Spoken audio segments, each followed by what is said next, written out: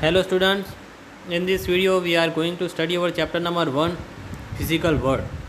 As per your exam concern, this chapter is not important. Okay, exam point of view, this chapter is not important, but in this chapter you have given introduction about the physics. Then first question is, what is the physics? So physics is a branch of the science which is deal with some natural phenomena such as regular repetition of day and night, the annual cycle of the season, how eclipse will be occur, information about the tides and the volcanoes, how rainbow will be formed. So these types of the natural phenomena are studied in the branch of the science that is known as the physics. Now, first of all, we try to understand the meaning of word science. So science word will be originated from the Latin verb scientia. The meaning of scientia word, that is to know. The Sanskrit word vijnan and the Arabic word ilm. These both words have same meaning, that is to know. The countries such as Egypt, India, China, these countries are play a very important role in the progress of the science. Okay, now we understand what is the science and what is the scientific methods.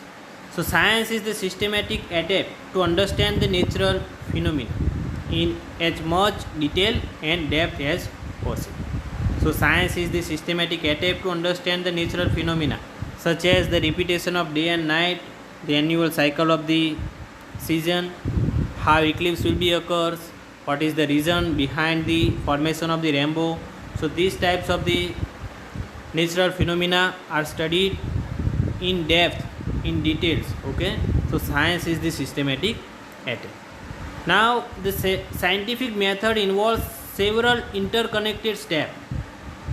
The scientific methods involve several interconnected steps such as the systematic observations.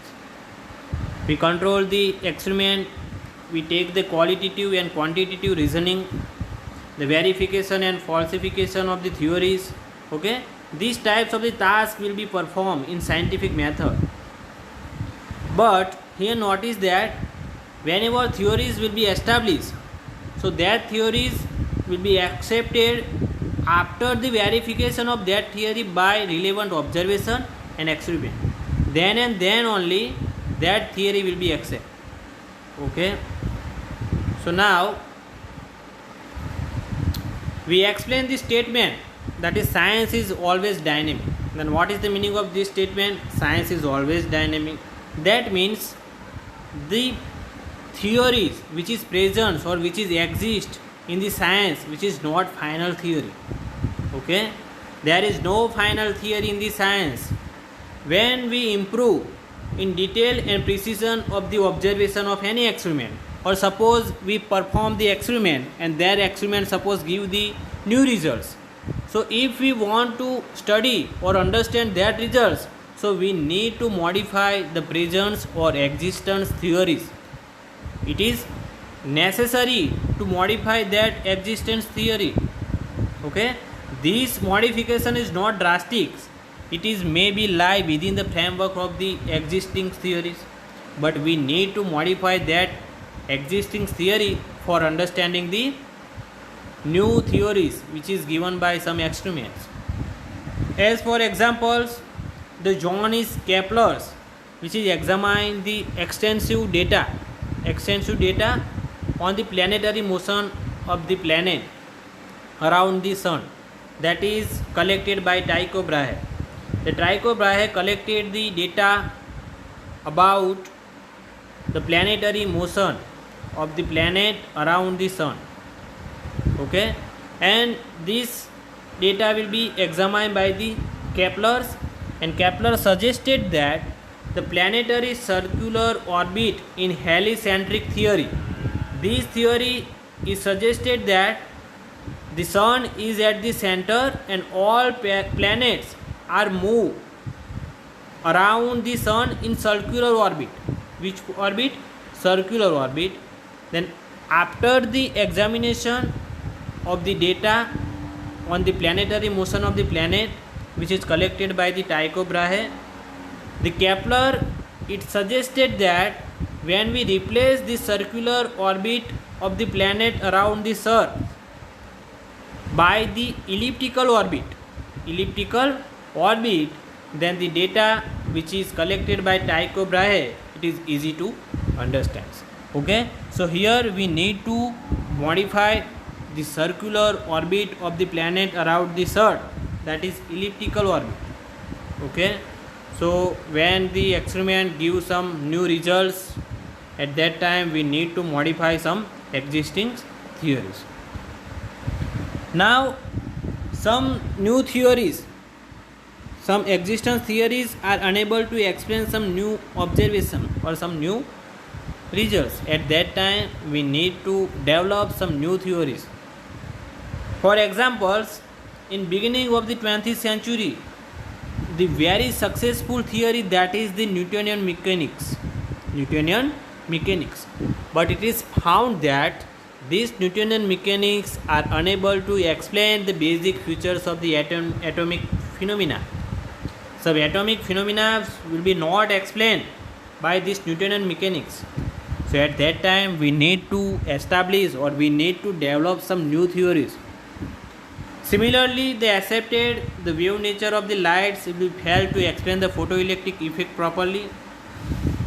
Okay, so understanding of the photoelectric effect will be not given by the wave pictures of the light. So we need to establish or develop some new theories. So at that time we establish the theories that is known as quantum mechanics. So quantum mechanics, which is deal with atomic and molecular phenomena. Okay, so by using quantum mechanics theory, we can understand the features, basic features of the atomic phenomena, and also we know the photoelectric effect properly. So why quantum mechanics will be developed? Because in beginning of the 20th century, it is found that the Newtonian mechanics, which is unable to explain the basic features of the atomic phenomena. Also, the wave pictures of the lights, which is failed to explain the photoelectric effect properly. So at that time the quantum mechanics will be developed. Now we explain the meaning of the word physics. So physics word come from the Greek word meaning the nature. Okay, so the precise definition of this discipline is neither possible nor necessary. Science has three disciplines: the chemistry, physics and mathematics. So the one discipline, that is the physics, so the precise definition is neither possible or not necessary. Okay, so we give the broadly description about the physics. So physics is the study of the basic law and the application of that law to the natural phenomena. Okay, as for example, the gravitational laws will be state that the each and every object in universe which is attract to each other. So we studied these types of the laws and application of this law in the natural phenomena. Okay, now this is the most important two concept in the physics. Whenever we studied some situation by using the physics, at that time we must be keeping in mind two concepts, that is the unification and reductions. And what is the unification and reductions? So unification is when we studied some situations, so there are numbers of the laws they can be applicable to that situations. So when we studied their situations, we cover entire the laws, all laws, and then we try to understand that situations. Okay, whenever we studied some situations, so we cover all laws that can be applied that situations, and then we try to understand that situations.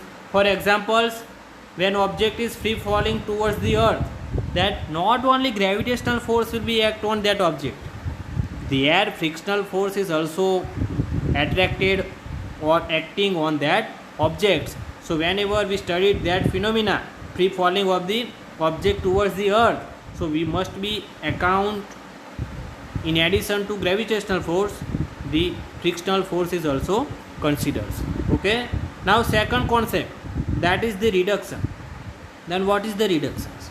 So when we deal with the big situation or big events, okay, by using the physics, when we studied the big event, so at that time that big event will be divided in small part, and we studied that small part, and then we try to understand that big events.